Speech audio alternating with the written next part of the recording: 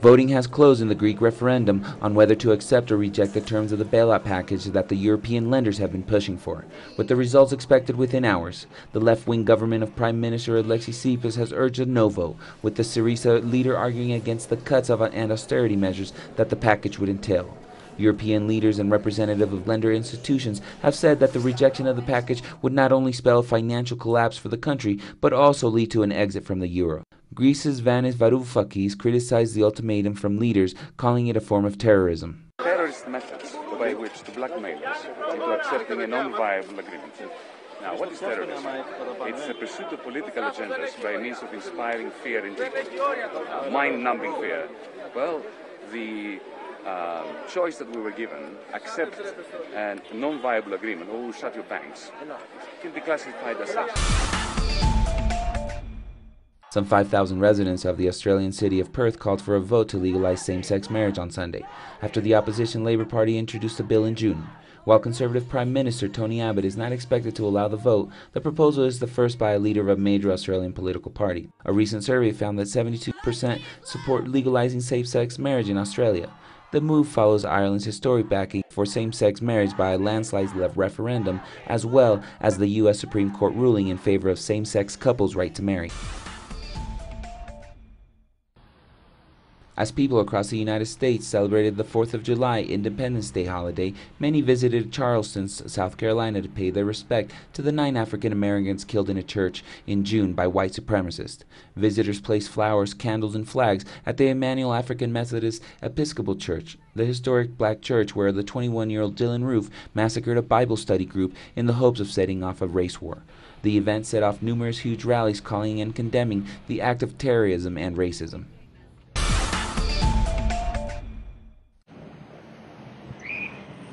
Expectations are high as Ecuadorians are ready to receive Pope Francis to the country. Across the street from Quito's Bicentenario Park, where Pope Francis will give Mass on Tuesday, stands are selling merchandise and people are celebrating his arrival.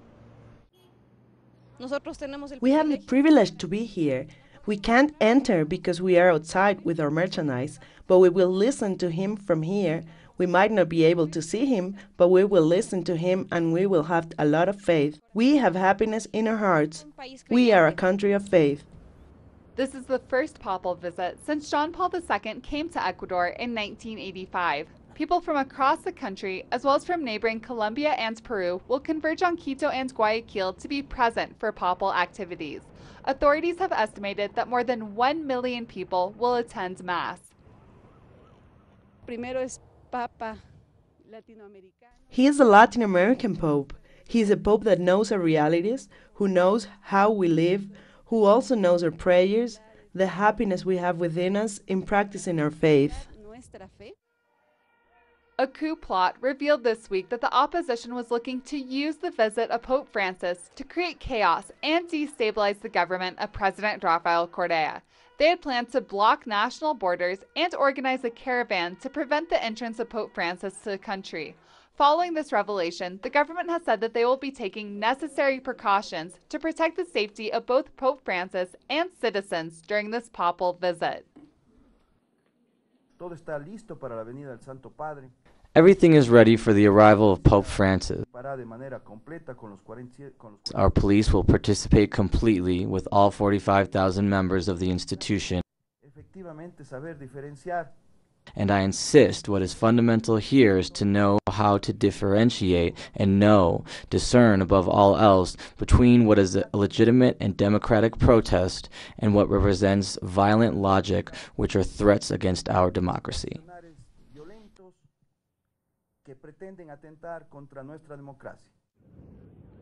While Ecuador is on high alert following a month of right-wing protests and violence, the majority of the population is Catholic, and millions are awaiting to hear the message Pope Francis will bring in this visit. Liz Sherfius, Telesur, Ecuador. The second stop on Pope St. Francis' tour through the region will be in Bolivia, where police and military forces have been carrying out security drills ahead of the visit. Oxygen bottles will be placed at the Pope's reach in case of any emergency. Given the high altitude in the Andean nation, the pontiff will meet with social movements before finishing the trip in Paraguay.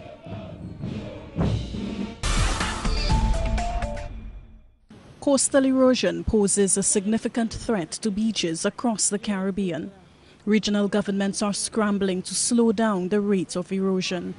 It is a particularly serious concern as 70% of people in the Caribbean live on the coast, with many of the country's capital cities less than a mile away from the water's edge. Now, Grenada, Jamaica, St. Vincent and the Grenadines and St. Lucia have launched a campaign to save their coastlines. Kenneth Reed is the project manager. A lot of this vulnerability is based on our natural characteristics of islands like St. Lucia. We are basically coastal communities. Most of our population reside along the coast. Most of our critical infrastructure are coastal infrastructure. So this project is trying to build the resilience to ensure that we can continue to benefit from our natural assets, many of which are along our coastlines. Residents like D'Anthony Charles say the project is timely. He says as Caribbean nationals become more aware of climate change and its impact, they are embracing projects that will protect the environment for future generations. Climate change is something that affects the region for a long time, and it's actively seen. It's not something that we are not aware of, okay? And we have to take responsibility for the fact that humans, we are the reason why we have the heat, we have the coastal erosion, we have climate change. It's our actions that are affecting not us, but our future, our change the mode. It will continue to deplete our environment, but there are small things that we can do now which will mitigate. Copa America host Chile celebrated their first ever championship title at the South American tournament after a victory over powerhouse Argentina in penalty kicks.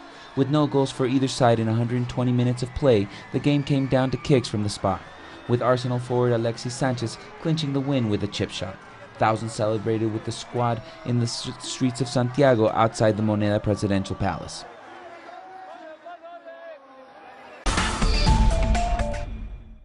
Facts that have marked the course of history. Productions designed in the English language and made for the English-speaking world. This is Documentary. Watch it on telesur.net/English. Telesur, wherever the news, you'll be there.